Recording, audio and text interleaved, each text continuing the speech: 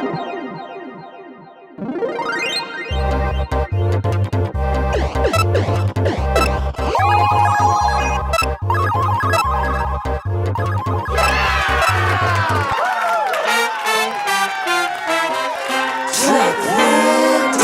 Best Live, hosted by Jeff Merrill.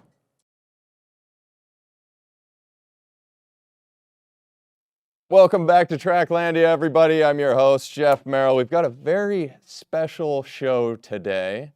Today's show is produced and directed by the Portland Community College Multimedia Department. So let's give them a round of applause here.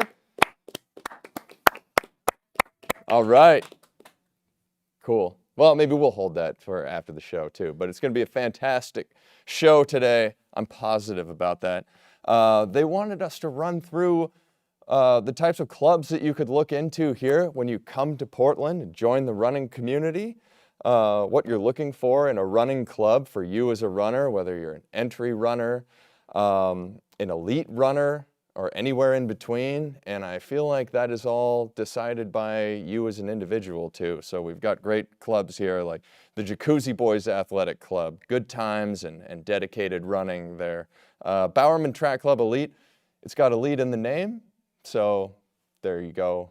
That's right off the top. They're telling you who they are. And I hear they're pretty, well, I know that they're pretty exclusive and they keep themselves to a high standard. Rose City Track Club, community focused for all. And track club in the name too, although a lot of them run on the roads. Let's see, running down here. FOPO, being a part of something special, a gathering place with great people to run. And then also Team Red Lizard, one of the oldest clubs in the city, hosts the cross-country series in the fall here, but so many other groups in the city to look into, and I encourage you to do so. If you come out here, if you move to Portland, which this is not funded by Travel Portland, but close to it. We're almost there. We're getting there. Moving down the line, we're going to jump into some Olympic highlights before we bring our guests on in the show. I think Olympics play on place better than any other sporting event in the world, showcasing the sights and culture of the location in which they take place, which is something that we try to do here in Portland, because I think setting the stage for meets elevates the meaning for the competition, and the athletes feel that. And the performances that they put forth usually reflect the elevation of that meaning. So it provides a backdrop, if you will, and a cultural context to their feats, and defining and dimensionalizing the audience for all these feats means something to the audience as well, and more people tune in because of that, I think, because we know where they're taking place. And it's nice to look into what other communities offer. Two of the most memorable performances of the Olympics, I think, Sifan Hassan and Cole Hawker. Hassan did the Zatopek, the Emil Zatopek triple. She won, or where he won gold in the 5,000, 10,000, and marathon in 1952, nicknamed the Czech locomotive. She won bronze, and gold. So she won bronze in the 5,000, bronze in the 10,000, and then the very last event that she ran, the marathon, she won gold in an Olympic record, which is unheard of in this day and age, especially with the marathon being the last event on a historically difficult course. She set an Olympic record on that course. Altogether, she raced 38.4 miles in Paris, which is ridiculous. That's far more than anybody else raced there. Hawker, too, pulling the upset in the 1500, closing in 39 seconds for his final 300 to run 3:27, also an Olympic record. He might have closed in 38 had he not been thwarted with 75 meters to go. All was fair there. But Hawker's backers came up big at the betting counters as he was a plus 1,500 to win just before the gun went off. So if you put down $100, then you win $1,500 if you bet on him. I didn't put down quite that much, but it was a good day. Good day in the Merrill household, let's just say that. Both Hassan and Hawker took log rounds for their wins at the Portland Track Festival right here in the Landia prior to heading over to Paris. Sifan Hassan won the 5,000 at the Portland Track Festival. She also ran the 1,500, and Cole Hawker ran the 800 prepping for the Olympics. So the Portland faithful got to see those champions before their Olympic glory. Ryan Krauser won his third Olympic gold in shot put, becoming the only man to ever win 3. The 6'7" human cannon was raised right over there in Gresham. I think that's the right direction. I'm not sure where we're. Maybe it's that way, somewhere around here. So we could celebrate that gold a little more here in the Landia. Speaking of smaller countries to win, smaller countries like Gresham, 2 in the sprints. Letsile Tebogo of Botswana won gold in the 200 meters in 1946. That's the equivalent of the Portland metro area producing a gold medalist. About 2.3 million people in Botswana, so pretty cool for them. Julian Alfred of St. Lucia surprised in the 100, taking the gold in 10.72. Roughly equivalent to the Beaverton and Tigard area winning gold. So that's pretty exciting. She also claimed silver in the 200 behind the U.S.'s Gabby Thomas. The United States took home the most medals in track and field, far and away outpacing second place. We won 34 total medals in the Stade de France, 14 of them gold, which is pretty epic. Kenya was second with 11 medals and 4 golds. The biggest haul by a country since the U.S. took home 38 medals in Los Angeles in 1984. So they'll try to beat that in 4 years back in the Coliseum when the games come back to the U.S. on home soil. Weighting it by population, though, St. Lucia took home the equivalent of 1,871 gold medals. So keep that number in mind, too. That's a tough one to crack, especially with the number of events in track and field. But Gresham brought home the equivalent of 2,915. So there you go. That's the Olympics. I mean, there a lot more happened there, but those are the things that I can think of off the top of my head that I was most excited about. And now, before we move on, we're going to go to 3 things that I can't live without in my own personal running here. This was something asked of me to do, and I'm very excited to deliver on this. 3 things that I can't live without. I'm going to preface this with, I can live without all of these things, okay? Because running is a very accessible sport. It's probably the most accessible sport worldwide, and you don't need much to do it. So you could run like they did in the ancient Olympics in Athens. You could run naked if you want to, but I wouldn't advise that because of public nudity laws here in this country today. But here, let's go through my 3 things. Number 1, shoes. These are my Nike Pegasus here, and I know a lot of people are on this soft shoe movement right now. They like a lot of cushion, but I'm still part of the firmer crowd. So I also like the Brooks Ghost, I would say. If there's another brand that I want to shout out to the Brooks Ghost. So that's the first thing. I do run in super shoes when I want to get a little faster in the races too, but not as my daily drivers. Second thing here, let's go with a running hat. This one by Bandit Running out of Brooklyn here. I wear this every day, and sometimes my hair gets a little longer in the summertime, and it flops around on my head, especially when I start sweating, so this is good to keep that under control. It also keeps the sun out of my eyes. But this thing is pretty nasty. It smells like vinegar, because unless you wash it every single time you go out for a run, it's soaking wet when you come back, and I probably wash it much less than I should. JJ, how are we doing on time over here? We're going to wrap it up after this third item, which is a shirt from Lululemon, and it's very soft. I don't know what it's called because I ripped the tag off of it so that it doesn't hit the back of my neck. But recommend this Lululemon shirt because I'm more of a modest runner. There are a lot of people that like to go out there and flash the pecs, but not me. I like to cover up when I hit the streets, so I wear a shirt. Those are your 3 things. And now we're going to move on to the next segment here after we pause for station identification. So we'll see you on the other side.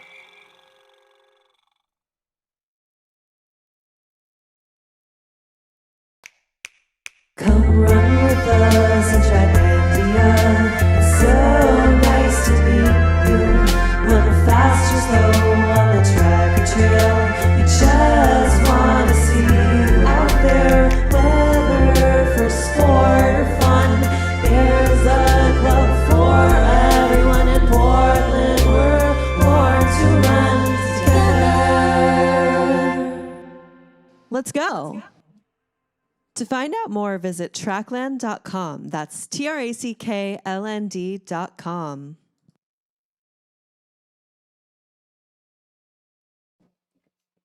All right. That was beautiful, wasn't it? I didn't, that's the first time I've heard it. And here's our guest. Yeah.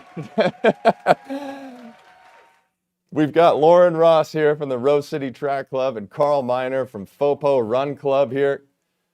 Guys, what did you think of the anthem that we just heard? Together is going to be like in my mind for a while now. Yeah, I like that. I liked it too. Yeah. Right there. Yeah, that one tugged at the heartstrings. For sure. It's going to be stuck in our heads for a while as we hit the streets on our runs, I think. I'll say, like, whenever I get out on the roads, well, sometimes there's a song that just like won't stop, and sometimes it could just be a verse that's like rolling through your head over and over and over. You get that? What's it been for you lately? When I did my 50K recently, it was Adele's "Hello from the Other Side," and I don't know why.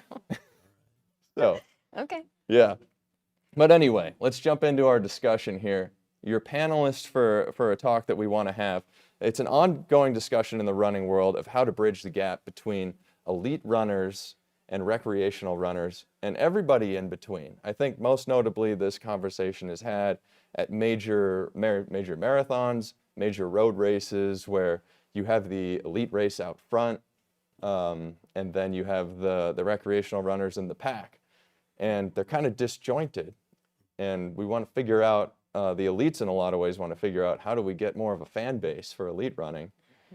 And I don't know if recreational runners want to be associated with elites at all. That's a conversation that we can have though, and I'd love to jump into it here. For any thoughts coming off the top here from you? I feel like one of the cool things about running in the Portland running community is you do get a lot of opportunities to intersect and cross between those islands. At least I find it that way. Our club, the FOPO Run Club, very, very inclusive oriented, all levels. But that all level thing really stretches a gamut, and I have found it very welcoming. I feel very little resistance when I've joined clubs like West Coast Speed Shop. Yeah. I've done some running with them, and they have some really fast human beings there. But again, the intersectionality of the community kind of ameliorates that distance, I feel, or at least I found. You know, what camp would you put yourself in, Carl, as a runner? A lifelong enthusiast whose abilities, regrettably, I noticed, there's limitations that weren't there a few years ago, but I still, personal record oriented, right? Like I just moved into that beautiful new age group, so I've got an opportunity here for the Portland Marathon in 5 weeks. Oh. All right. Yeah. So training's going well. I think the summer's been great. Yeah, I mean, knock on wood, no injuries. Yeah, it's been a good summer. Awesome. Nice. And Lauren, what camp would you put yourself in here? Well, it's interesting as you explain, especially with the major marathon, because I find myself kind of like in between. And of course, this is, it's a spectrum, right? Like people are first starting out, people have been doing this for a long time or are like professional or elite runners. And there are folks along the entire spectrum. I myself never ran growing up, that wasn't my sport. And I think a lot of times people who find themselves at like the top of like at the front of the pack are people who have been doing this for a really long time. I started running recreationally in college, just like by myself, and I was not interested in running with people. It was just kind of like time that I had for myself. And I think I was also just like really new and didn't want other people to like cloud my experience of exploring this new hobby. But, fast forward however many years, several years, we'll say, over a decade. And, I'm able to qualify for elite entries to a lot of races. So, not professional, like usually I'm not going to win a marathon, but, somewhere towards the front. And it's interesting to have that perspective because I haven't always been like super fast. I've kind of like come up through the ranks of a lot of different run clubs in a lot of different places in the US and kind of find myself on the faster end of things now. Yeah. So I feel like it's interesting because the more you get into the world of running, like there's a lot of people who didn't do it in high school and college, but are very serious and very good at it too. And those 4 to 8 years, I guess, weigh heavy in people's minds about their definition of who they are. And I don't know if they have to, because they become smaller and smaller the further we get away from them, but I guess they are formative still. So for sure. it's a cause for a lot of intimidation and anxiety, I think. Is that true? Definitely, I think. Yeah. I mean, I'm thinking specifically of an example of a friend of mine now in Run Club who said the first day they came, they were extremely intimidated by the shirts people were wearing. Like people were, all their finisher shirts. And Yeah. exactly. Just how soft it is. I They were mean, intimidated by the softness. yeah. I think that's the tagline for that shirt specifically. is. Yeah. I think it was a CLR, the CLR relay run Okay. shirt that like really intimidated them. So yeah, it's a real thing. Just seeing like all of these people who have done all of these great things and thinking like, I don't know if I'm in the right place, like if I can hang here or Yeah. I noticed that recently at the 50K. I guess this is going to come up a lot because it was my experience branching out into the unknown, something that I haven't done, but people have got their own like very specific gear to help them tackle this huge thing that they're training for, and it made me feel a little self-conscious about myself and what I had to work with. But yeah, I think once you just get out and do it, and there is a lot of putting yourself out there for this. So I would say, is there anything that you're intimidated by when you get into an elite group?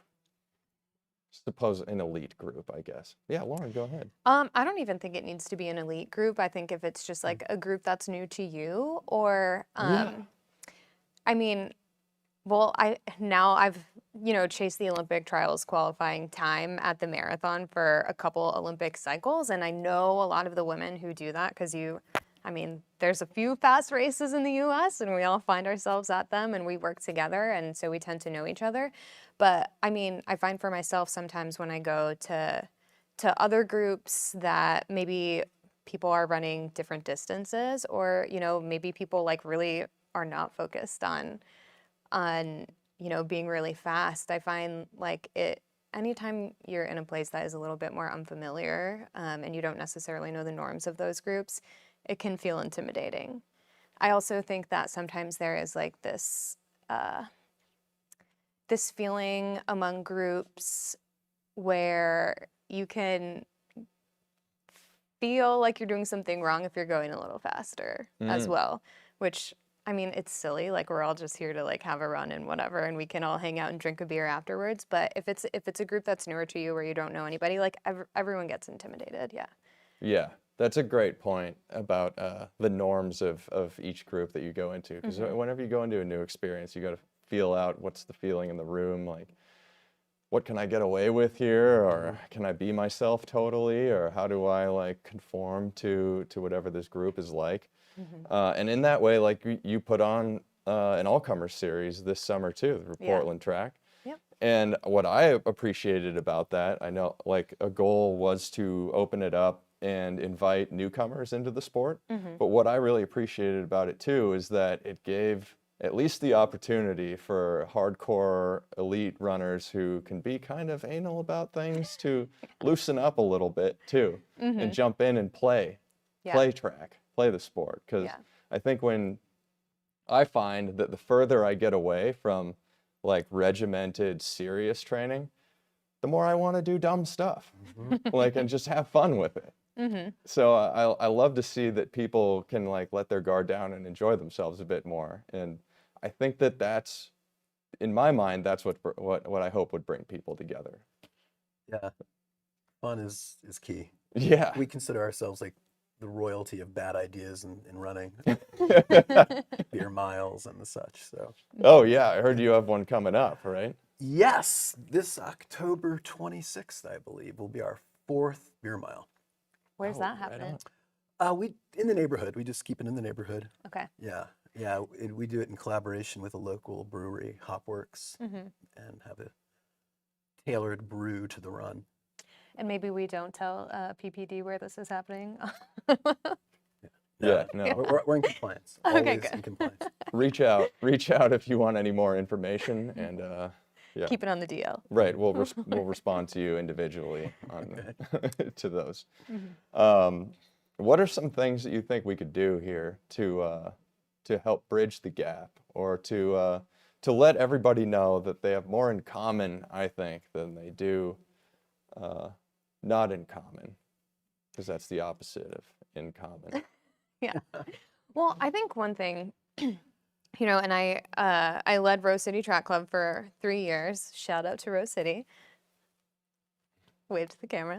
And one thing that is like very clear to me in Portland is that like we have a lot of different groups, and it is, I think, critical for the health of every group in the community as a whole to just like know what you're about and do that thing and respect what everybody else is doing too, right? Because like, I mean, in your intro, you were talking about how we have BTC Elite and they're elite and that's what they do. And like, they're super fast. That's great. And, they can come out to the all-comers meet. They also come to everything. They come too, to everything. which is awesome. Yeah. And we have other groups that like aren't focused on that at all. And that's great. Like running can be so many different things to different people, and it can be a lot of different things to like you individually as a runner as you go through your life and priority shifts and whatever. And I think we need every different type of group in order to like have a thriving run community. So like providing opportunities for everyone to come together. I know Natalia at FOPO's really taken up the torch for a shakeout run that's happening prior to the Portland Marathon this year. And just like showing up for each other when we have the opportunity and cheering each other on when we're doing whatever it is that we do. I think that's really critical. Carl, what do you think? What can we do?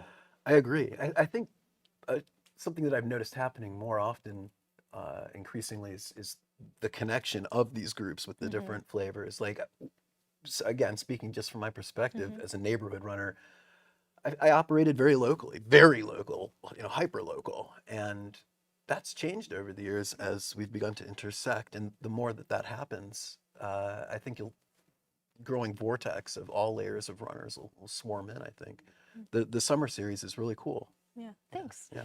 Yeah, I think what I always hear and what I think is a great thing to push, and there are so many different groups with different identities and different cultures in the city, and I think what that pushes us to do is to embrace diversity too. And I always go back to, we're all different and unique as individuals, but in the communities that we're a part of too. And the more we can lean into those differences, that's our talent. Like your talent is just difference among all of us. So the more you can lean into that and find a useful purpose for it, then the more you can give to people, and then the more we can each learn from each other too. Because I think that's a big part of it. If you lean into something that's different from you, you're going to learn something and you're going to be better for it. Maybe you'll even run a faster time if that's something that you want to do. But yeah, thank you both for joining us for this panel discussion today. And I hope we keep the discussion going and that we get out for some jogs and some beers too. Definitely. All right. I'm being told that we need to move on here to our next segment. So that is going to be a discussion with one of our favorite athletes coming up. But before we do that, we are going to pause for another station identification.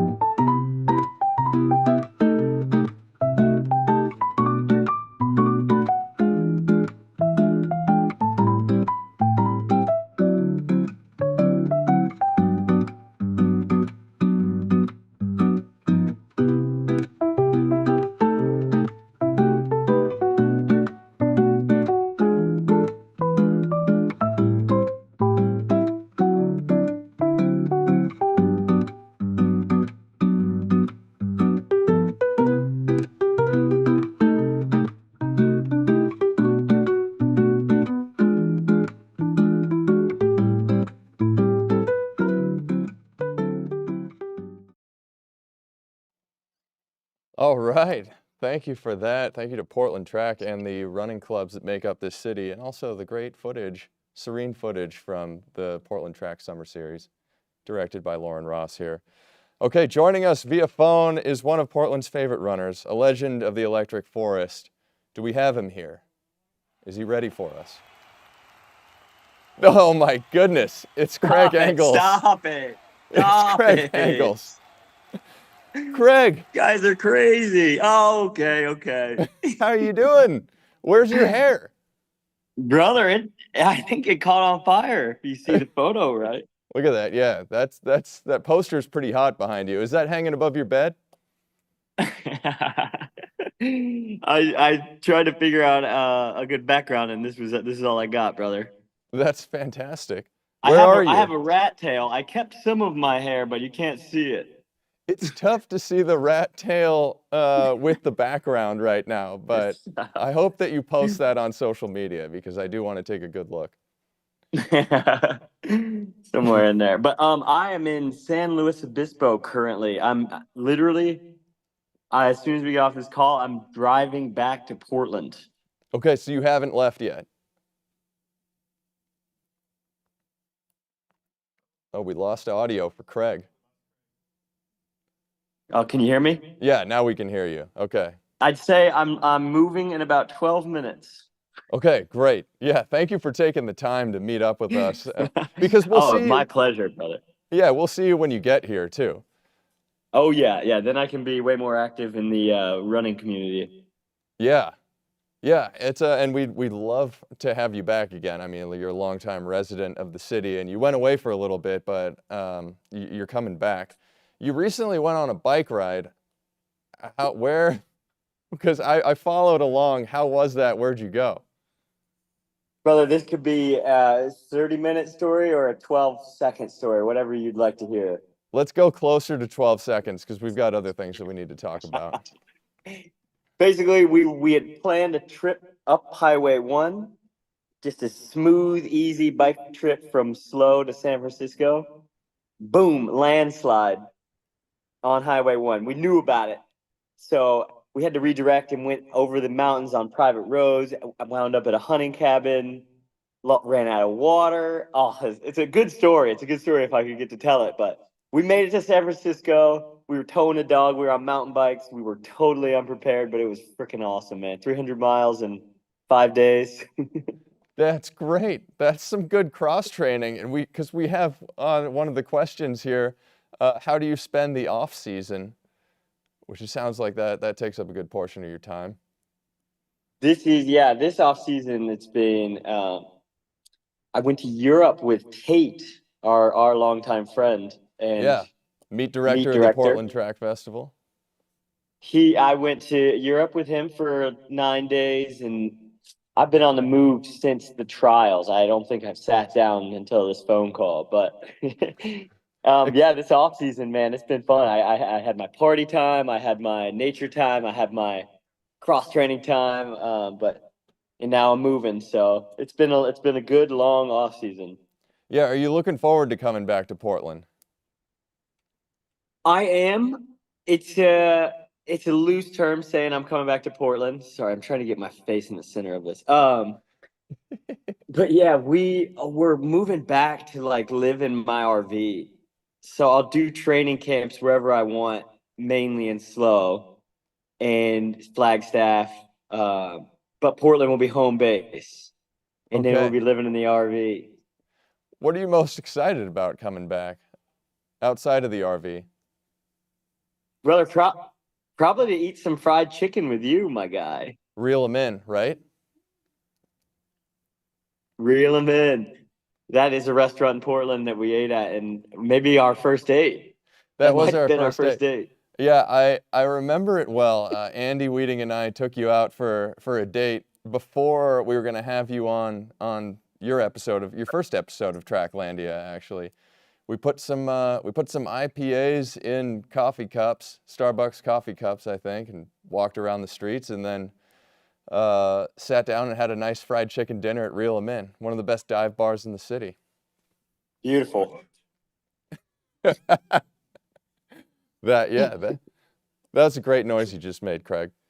I didn't make that. I don't think yeah. I made that. I don't know what that noise was. Yeah, whatever. Let's move on. Let's see. If you were to join a PDX running club, which one would you join?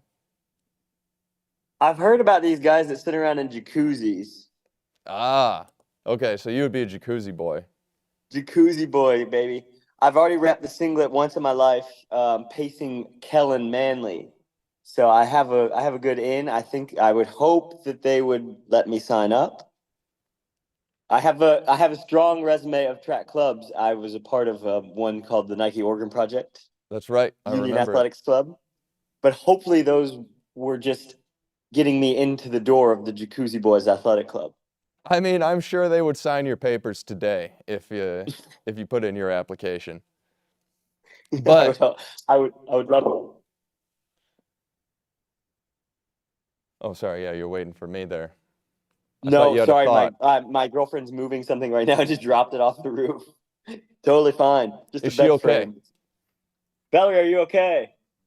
All right. I hope the window didn't break. All right, let's bring our guests back in here too. Our panel, Lauren and Carl. Do you have any questions for Lauren. Craig here? Yeah. There's Hey, Lauren. Hey, how's it going? What's up, girl? Well, do you have a favorite coffee shop in Portland? I feel like that's pretty critical. You guys are going to think I'm crazy. I don't drink coffee. That is crazy. Maybe you should go on some training camps outside of town. Wow. Yeah. Kick me out of the city. How about a favorite running route? I really love a chill Wildwood. Unfortunately, I was like, last time I was in Portland, I was like a super serious runner, so I would mostly only run on Hollister. I was a pretty boring runner. But I love a good Wildwood single track. And then there's a trail. I love Salvies Island, the soft surface there. We would go to Washougal, but they ended up closing like half of it.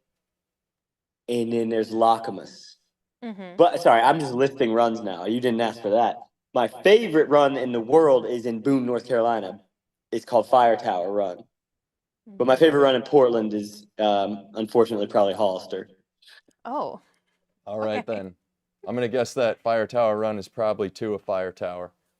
You nailed it, Jeff. That's why I'm hosting this show. Carl, do you have any questions for Craig here? Any advice for when you hit the wall? You're training, you're going for distance, and you just kind of hit that wall. My biggest advice for hitting the wall would be to not do that. I'll try to remember that. I'm just messing. So I'm a miler, and we actually don't hit the wall as much as marathoners. There'll definitely be days when we like go lactic in speed workouts, but I would love to push my body to where I hit that wall and bonk. I've been on bike rides where I bonked, but I haven't been on a run yet long enough to bonk. Maybe you could take me on one next time in Portland, and then I'll have advice for you where it's like there's nothing you can do. Craig, what about when you get a little I don't know, I guess when you lack motivation in training? What are some things that you look to do there? Spice it up, brother. Spice it up. I would just say go somewhere new, try something new, run with someone new, do something different, man. When I get bored, I fly somewhere and I start training there. Sometimes it doesn't help. Sometimes it makes it worse. Sometimes I really like where I am and I just want to be sitting in a chair. But yeah, do something new. Switch it up. If you're bored, maybe cross train for the day. Or the week. I don't know, man. Just do something new. That seems to be a common theme in our show today, whether it's reaching out to somebody new, trying something new, putting yourself out there. I liked that visual that we just had of Craig's face over my body too. That was great on the screen. Well, I missed that. Yeah, that was awesome. I can't see it. Craig, let's see give us the best advice you've ever received from a more experienced runner than yourself. It could be at any point in your career. What's a nugget of wisdom that somebody dropped on you and you had to keep it with you? It's hard on the spot, brother, because I've been given so much good advice. Yeah. Honestly, dude, I would just say, like, be yourself. I know it's so cliche and like kind of lame to say, but there's so many times where in running in life where I like get on social media and I see what someone else is doing and I'm like, I have to do that to be successful or to be happy. And I tried that for the whole last year. I tried being a robot, and I had the least fun I've had with running in my life this last year because I tried to be like everyone else. And no one ever gave me this advice. It's something that I found out, but like it's just to like do what you want to do. And if your goal is to make the Olympics, like fine, go be a robot and do it your way, but like also just be yourself while you're doing that. I tried to be someone I wasn't this last year, and I was pretty bored. That's great advice because I think Yeah, we could yeah. have another podcast on that whole subject itself, Jeff. You know that. Oh yeah, and we should bullet point it out, and maybe we'll bring in some more food like we did last time with Don in the garage. Yes. Can I have a follow-up to that? Yes, please, Lauren. So Craig, what do you want to do next? I just want to live my life, man. Okay. I just want to do whatever I wake up that day and want to do is what I want to do. If it's to start an RV park, then that's what I'll do for the next 6 months. As soon as I get bored, I'll either sell the RV park or take it as a loss. But do it, like just do whatever I want for whether it's training. If I wake up and I'm like, I want to go for a 30-mile run down Wildwood, just do it. And then take a few days off. But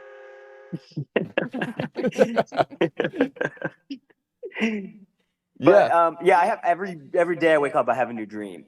Currently, I'm gonna build a compound in my backyard of Airbnbs in Portland, Nice. tiny homes. It's gonna be sweet. Do your dreams still involve racing, Craig? Do you still enjoy that? Yeah, I don't know. Maybe not on the scale of like training as hard as you can to maybe PR by half a second and define my success by if I make a team that's already taken up by 3 of the best 5 guys in the world. So I think I'm gonna do some fun stuff. Like I want to break 4 minutes in the mile butt naked, and I want to. I want to do some fun stuff. I want to break 4 minutes in the mile in blue jeans. I just want to like have some fun with it and Do you like think be you could super. do both of those back to back? Like start with the jeans and then without the jeans? And will it be live streamed or is that not allowed?